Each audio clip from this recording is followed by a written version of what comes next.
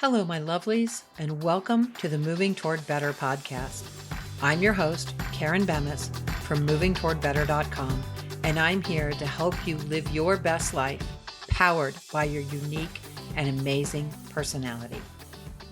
Hello, my lovelies, and welcome to the Moving Toward Better podcast.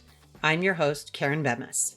I'm a business, relationship, and life coach, and my superpower is helping you find your superpowers and use them to create a life and business you love that works for you. It won't look like anyone else's life because you're not like anyone or everyone else. Today, we're going to talk about how to have lasting love in your life. And I can already feel some of you rolling your eyes, but bear with me because if you listen to this podcast regularly, you know I'm going to show you what lasting love means for you based on your personality type, not some Hollywood ideal, which, let's be honest, doesn't really exist, right? I decided to talk about this because Friday of the week that I'm releasing this will be my 29th wedding anniversary to my favorite person on the planet, and that is what I call him repeatedly. So this episode is a love letter to him and a roadmap for anyone else who needs it to find a more lasting love in your life, no matter what your personality type. So let's kick this off with my favorite quote about marriage. It's from Roberta Flack, and it says that getting married is easy. Staying married is more difficult. Staying happily married for a lifetime is among the fine arts. And as someone who has had a failed marriage after 10 years of on and off dating and now has been with the same person for 30 plus years, I can assure you that quote is one of the truest ones I've ever heard about marriage. I can 100% tell you that my work with personalities is the number one reason that we have such a wonderful relationship after all these years. And I'm going to show you how. For those who are new to the podcast, I use the DISC personality system to help people understand themselves and others better. The DISC system includes the driven, inspired, supportive, and cautious personalities, also known as D, I, S, and C. And I use those terms interchangeably. So let's talk about how to have lasting love, no matter what your personality is. To give some background, my personality type is an ISD. When I characterize myself, I always say that I want to be a badass, but I don't want to hurt your feelings in the process. I don't mind being the center of attention, and I actually crave it sometimes. But my husband's personality is an SC type, which means he prefers to support from behind the scenes and wants to do that correctly. He never seeks out the spotlight and is actually uncomfortable there. I truly have no idea how happy we would be as a couple without knowing what we know about our respective personalities, because we have had some very difficult times, and knowing what we know has helped us get through most of it. Why? Because we think and feel so differently. One of the things I've learned about couples is that we usually marry someone who shares one of our personality traits. But if we're a mix, like most of us are, that means that we also have opposite personality traits as well. Now, when we're in balance, that's wonderful because we can work together, we complement each other with our differing skills. But when we are out of balance or we're in conflict, that is a whole different story. And that's what we're going to talk about. So when we start with the D personality is intense.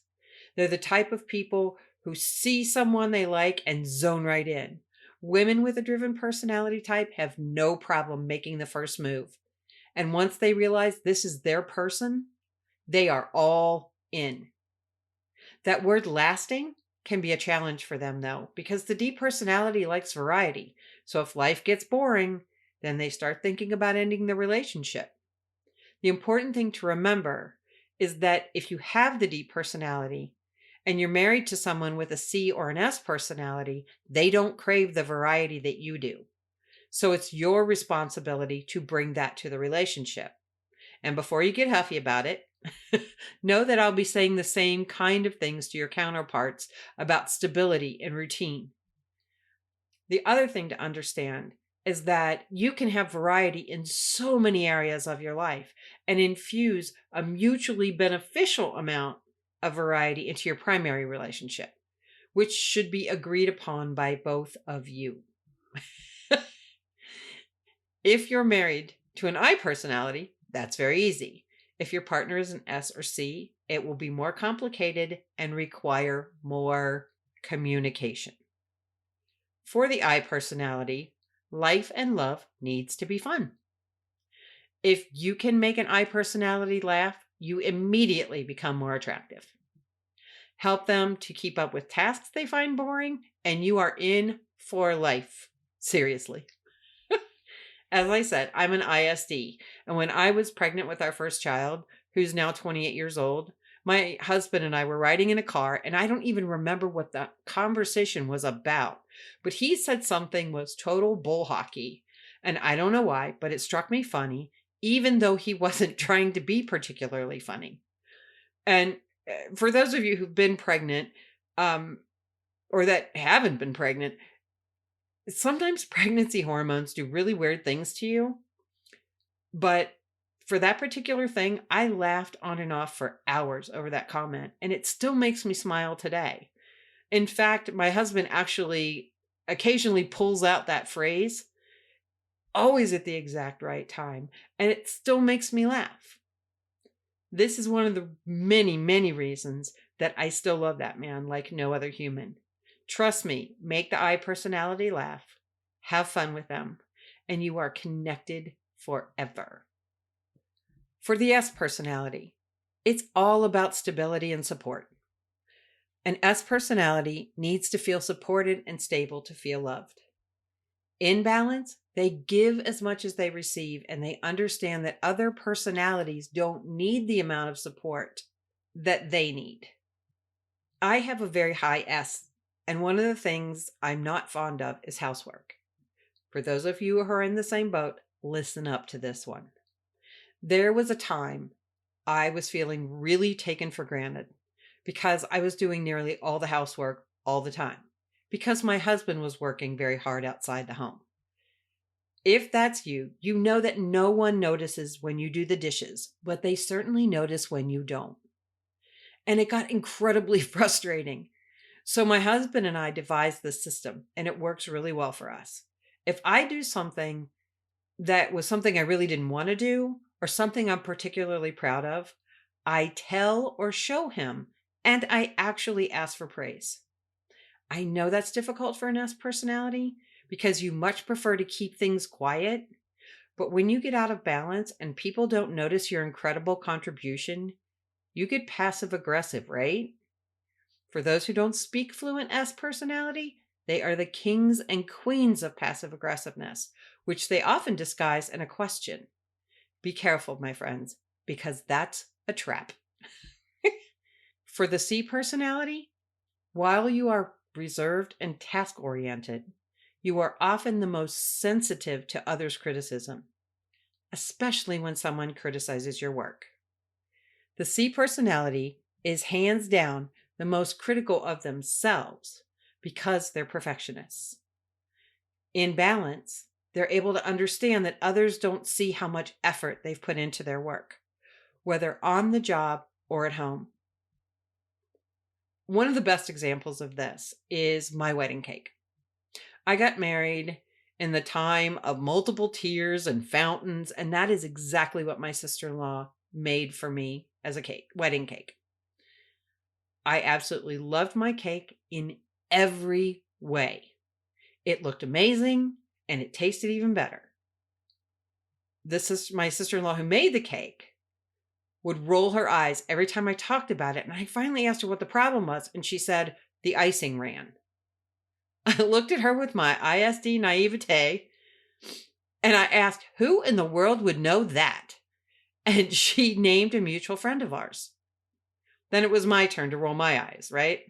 So a few weeks later, I had my wedding album at an event where all three of us happened to be. The other woman is flipping through the album, and she looked at my sister-in-law and said, "Your icing ran." It's still, I sit there with my mouth hanging open. And my sister-in-law looked at me and said, "See, I told you." So I have to be honest here and say this all happened before I knew about personality types. And I had a one-word thought that rhymes with the word witch. Um, but I did actually speak up and say something. And I said something I don't say very often, which is I told her to shut up because I loved my cake so much. And it truly hurt my heart to think that something that I cherished so much from my sister-in-law made her think so poorly about herself. And just for those of you who like a bit of petty payback, I have a story for you for that too. The year after our wedding, my sister-in-law's brother got married. My sister-in-law was in the wedding party and didn't want to make the shower cake, so the aforementioned friend made it instead. We were all in the car when the friend got in the car with the shower cake, and my sister-in-law said, "One of your columns is upside down," which totally freaked her friend out because she couldn't fix it. Unfortunately, I burst out laughing, which didn't go over very well. But, paybacks, y'all. The thing is that I would never have noticed any of that. But to the C personality, those things are important. So what does that have to do with lasting love? I have learned over the years that the C personality struggles to love themselves.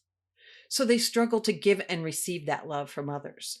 But they quietly appreciate people who love them exactly how they are.